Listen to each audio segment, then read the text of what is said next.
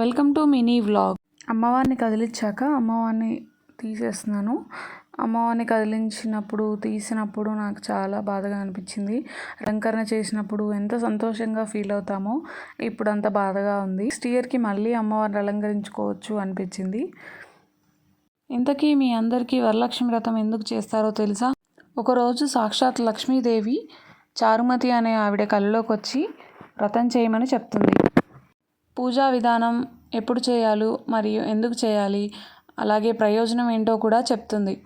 అప్పుడు చారుమతి అనే ఆవిడ తనతో పాటు చుట్టుపక్కల ఉన్న వాళ్ళందరికీ చెప్పి కూడా ఈ వ్రతం మొదలు పెడుతుంది.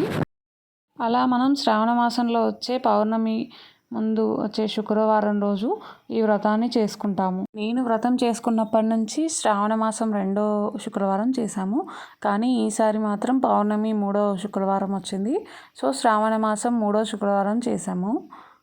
లాంగ్ వీడియోలో వరలక్ష్మి వ్రతం ఎలా చేశాను, ప్రసాదాలు డెకర్ ఎలా చేశాను అవన్నీ పెట్టాను, వెళ్ళి చెక్ చేయండి. ఈ షార్ట్ మీ అందరికీ నచ్చుతుంది అనుకుంటున్నాను. మీరు నాలాగే ఫీల్ అవుతున్నారా? అమ్మవారికి ఇలా చేయాలి అలా చేయాలి అని అమ్మవారు ఎప్పుడు కోరుకోదు. అమ్మవారికి చాలా సింపుల్గా మనకు తోచినట్టు చేసుకున్నా సరిపోతుంది. నా విషయంలో ఏంటంటే నాకు కొంచెం స్పెషల్ ఇంట్రెస్ట్ ఉంటుంది. ఇలా అమ్మవారిని అలంకరణ చేసుకోవాలి, అమ్మవారిని మంచిగా అలంకరణ చేసుకోవాలి అని ఫీల్ అయ్యే వాళ్ళు మాత్రం ముందు రోజే సామాను అవన్నీ తెచ్చేసుకోండి. నైట్ మాత్రం డెకర్ చేసి పెట్టుకోండి. నైట్ డెకర్ చేసేసుకుంటే మార్నింగ్ ఈజీగా ఉంటుంది. మార్నింగ్ లేసాక పూజ చేసేసుకొని అమ్మవారికి నైవేద్యాలు అలా ప్రిపేర్ చేసుకొని వ్రతం స్టార్ట్ చేసుకోవచ్చు. 12 లోపు వ్రతం అయిపోతుంది. చాలా ప్రశాంతంగా సక్సెస్ఫుల్గా మనకి ఒక తొందరగా అయిపోయిందనే ఫీలింగ్ కూడా ఉంటుంది.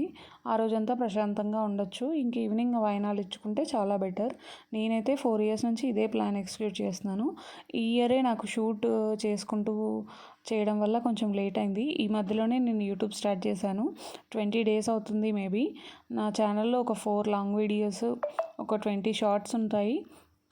మేబీ ఎవరికైనా ఇంట్రెస్ట్ ఉంటే వెళ్ళి చెక్ చేయండి.